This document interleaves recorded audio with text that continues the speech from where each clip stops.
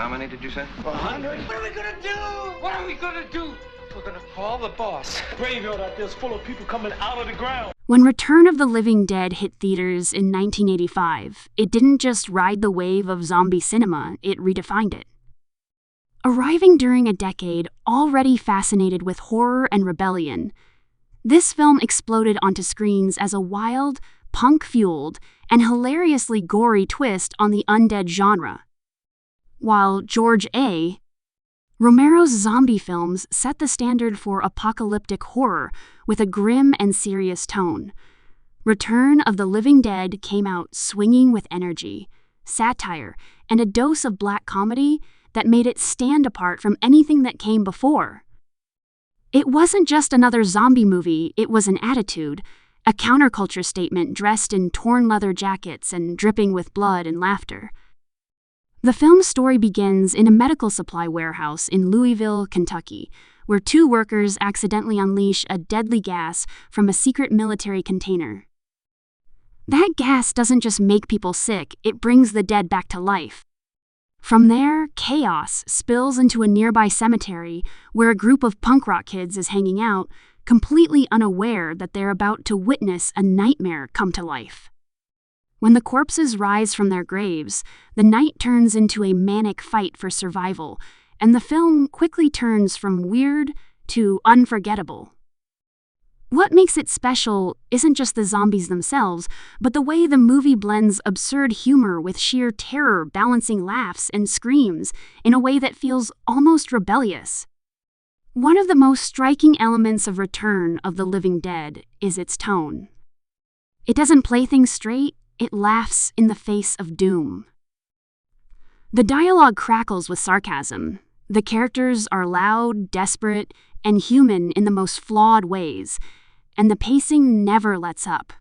This was a film that knew its audience, young people in the 80s who loved horror, music, and anti-establishment energy. It gave them all of that and more. It didn't just show zombies eating brains, it made brains a pop culture catchphrase. The idea that zombies crave human brains specifically, not just flesh, originated here.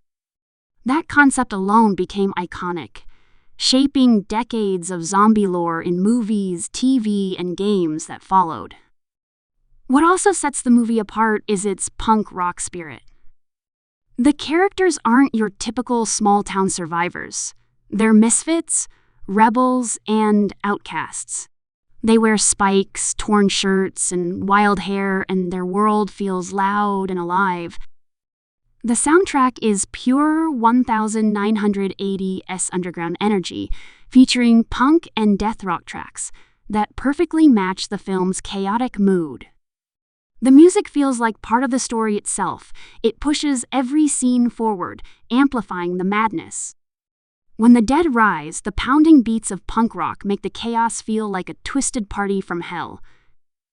Visually, the film bursts with gritty color and inventive effects. The zombies aren't just makeup-covered extras, they're grotesque, detailed, and memorable creatures. From the slimy, half-rotted corpse known as Tarman to the grotesque reanimated cadavers that refuse to die, each monster has personality. The effects are practical, done with real materials, smoke, slime, and puppetry that make everything feel physical and unsettling. It's one of those movies where the gore looks so tactile that you can almost smell it. And despite being filled with humor, the horror never loses its bite, the fear of death, the inevitability of infection, and the unstoppable spread of decay hang over every joke. The movie's pace is relentless. From the moment the gas is released, there's barely a second to breathe. The characters make one bad decision after another, and the situation keeps spiraling out of control. No matter how many times they try to destroy the zombies by cutting them up, burning them, burying them, the dead just won't stay dead. That's part of the film's dark joke. You can't win. It turns the traditional zombie survival story on its head by showing that every solution only makes things worse. Even the military's plan to contain the outbreak ends in catastrophe, proving that no one has control, not the punks, not the adults, not even the government.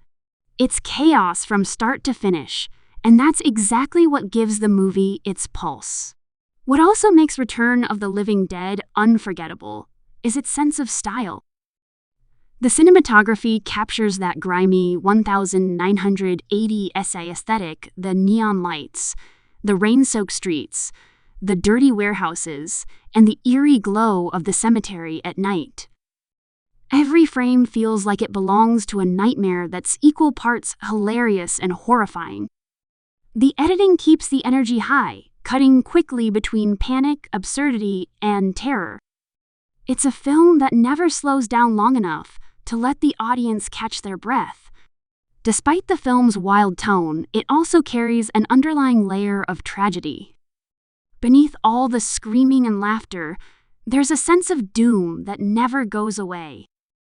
The characters, for all their quirks and mistakes, feel human. They're scared. They argue, they try to do the right thing, and in the end, they're swallowed by the same fate as everyone else. The ending is bleak, explosive, and unforgettable, reminding the audience that no matter how absurd life gets, death always wins. Over time, Return of the Living Dead became a cult classic. At first, it shocked audiences who weren't expecting such a strange mix of comedy and horror, but word of mouth turned it into a phenomenon.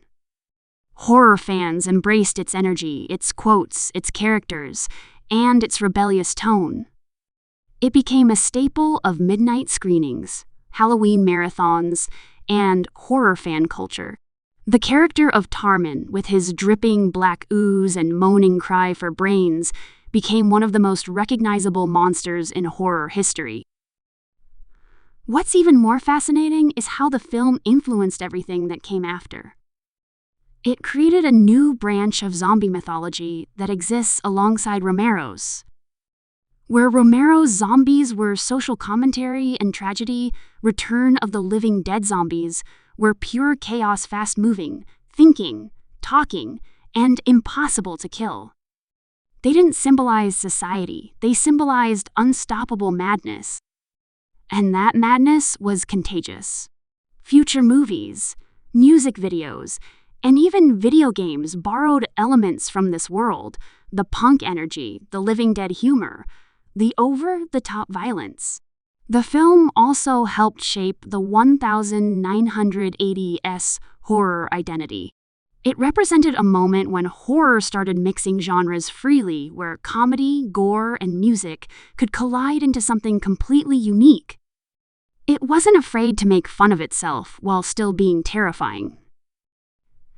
That mix of tones was risky, but it worked perfectly because it reflected the era's spirit: loud, experimental, and daring. Decades later, Return of the Living Dead still holds up. Its practical effects look better than most modern CGI, its humor feels timeless, and its characters still jump off the screen with raw energy. It's one of those rare horror films that can make you laugh 1 second and squirm the next. Fans still quote its lines, dress up as its characters, and play its soundtrack at parties. It's more than just a movie, it's a symbol of a time when horror dared to be wild and weird. Even today, when people talk about zombie movies, Return of the Living Dead always finds its place in the conversation. It didn't just contribute to the genre, it reshaped it. It gave zombies personality, brains, and attitude. It showed that horror could be fun, chaotic, and self-aware without losing its edge. It's a perfect balance of comedy and carnage that few films have ever matched. The movie's legacy also lives on through its sequels, which tried to capture that same punk spirit in different ways. Some leaned heavier into comedy, others into horror, but the original remains untouchable.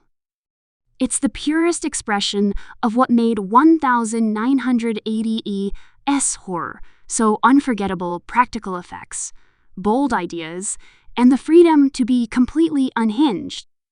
Every scream, every laugh, every drop of blood in that film feels like a celebration of the genre itself. Return of the Living Dead stands as proof that horror doesn't have to follow rules. It can be funny, loud, and self-aware while still being terrifying. It can push boundaries, mock conventions, and still make your heart race. That's why it continues to attract new fans every generation, because it captures the fun side of fear. It's not just about surviving the apocalypse, it's about dancing through it with a smirk and a scream. In the end, the film remains one of the most entertaining and influential horror comedies ever made. Its mix of punk culture, dark humor, and unforgettable zombie mayhem ensures that it never fades away. Like the undead it created, Return of the Living Dead keeps coming back alive, kicking and hungry for more brains.